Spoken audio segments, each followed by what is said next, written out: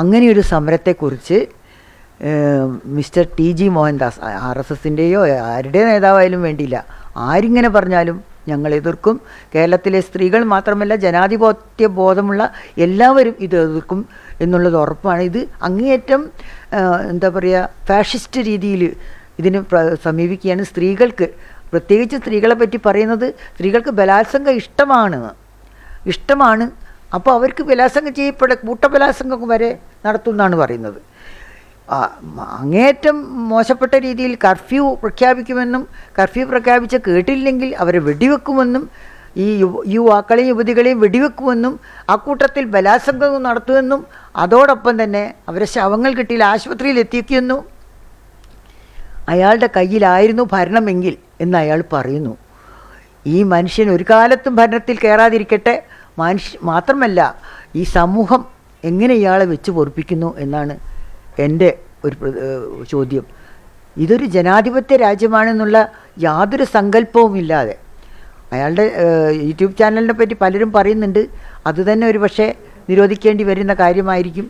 അത്ര വൃത്തികെട്ട രീതിയിൽ ഇന്ത്യൻ ജനതയെക്കുറിച്ചും വർഗീയതയും ഇന്ത്യൻ ജനതയെക്കുറിച്ചുള്ള വൃത്തികെട്ട അഭിപ്രായങ്ങളും പറയുന്നൊരു മനുഷ്യനാണ്.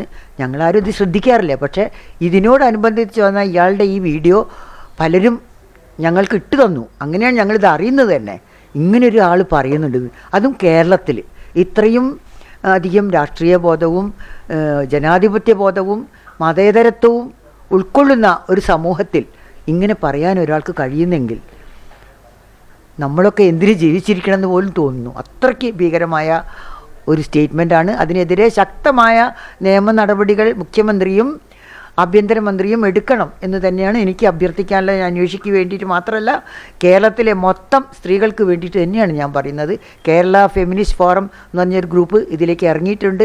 ഞങ്ങൾ ഇയാൾക്കെതിരെ നിയമ നടപടി എടുത്തില്ലെങ്കിൽ തീർച്ചയായും സമര മാർഗത്തേക്ക് ഞങ്ങൾ സ്ത്രീകൾ മാത്രമല്ല, ഈ കേരളത്തിലെ ജനാധിപത്യവാദികളും ഇറങ്ങേണ്ടി വരും എന്നുള്ളത് ഉറപ്പാണ്. അത് കണക്കിലെടുത്തുകൊണ്ട് ഇയാളെ ഒരു പാഠം പഠിപ്പിക്കാൻ സർക്കാർ തയ്യാറാവണം. അല്ലെങ്കിൽ അത് ഇത്രയും പലതരത്തിലും സമരങ്ങൾ ചെയ്ത്, പല മേഖലയിലും സമരം ചെയ്ത് അവകാശങ്ങൾ എടുക്കാൻ വേണ്ടി സ്ത്രീ പ്രസ്ഥാനങ്ങൾ ഒരുപാട് ശ്രമങ്ങൾ നടത്തുന്നുണ്ട് നമ്മുടെ നാട്ടിൽ, പ്രത്യേകിച്ച് കേരളത്തിൽ.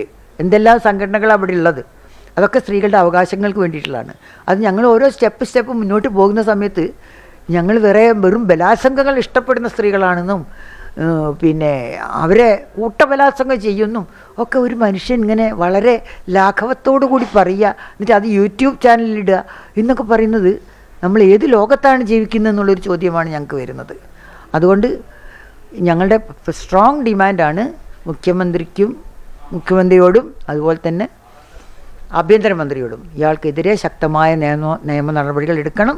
ഇല്ലെങ്കിൽ കേരളത്തിൽ സ്ത്രീകളുടെയും മറ്റു ബഹുജന സംഘടനകളുടെയും ജനാധിപത്യവാദികളുടെയും എല്ലാവരുടെയും സമരം ഫേസ് ചെയ്യേണ്ടി വരും എന്ന് തന്നെയാണ് എനിക്ക് സർക്കാരിനോട് പറയാനുള്ളത്.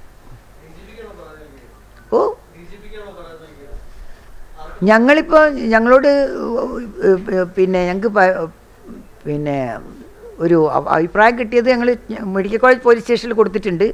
അതുപോലെ ഇനിയിപ്പം ഞങ്ങൾ DGPക്കും എല്ലാവർക്കും കൊടുക്കാൻ ഇന്ന് പോകാൻ പോവുകയാണ്. വേറെ ആൾക്കാർ കൊടുത്തു കഴിഞ്ഞു ഓൾറെഡി.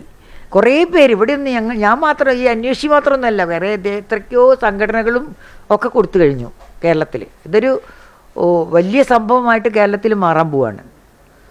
ഇയാളെങ്ങനെ നടപടി തുടങ്ങണം. അല്ല, അന്വേഷണം നടത്താൻ, എന്ത് അന്വേഷണം നടത്താൻ? ഇത് വീഡിയോ ഫേസ്ബുക്കിലും എല്ലാത്തിലും വന്നതല്ലേ. യൂട്യൂബിൽ, ഫേസ്ബുക്കിൽ, ഇതിലൊക്കെ വളരെ എല്ലാവരും വായിച്ചു കഴിഞ്ഞുള്ള സംഭവമാണ്. അപ്പോൾ അതിന് പ്രത്യേകിച്ച് അന്വേഷണം നടത്തേണ്ട കാര്യമില്ല. എന്തെല്ലാം വകുപ്പ് പ്രകാരം കേസെടുക്കേണ്ടതെന്ന് മാത്രം ആലോചിച്ചാൽ മതിയാവുമെന്നാണ് എനിക്ക് തോന്നുന്നത്. ഞാൻ ഭരണാധികാരിയല്ല, അതുകൊണ്ട് എനിക്ക് അത്രേ പറയാൻ പറ്റുള്ളൂ.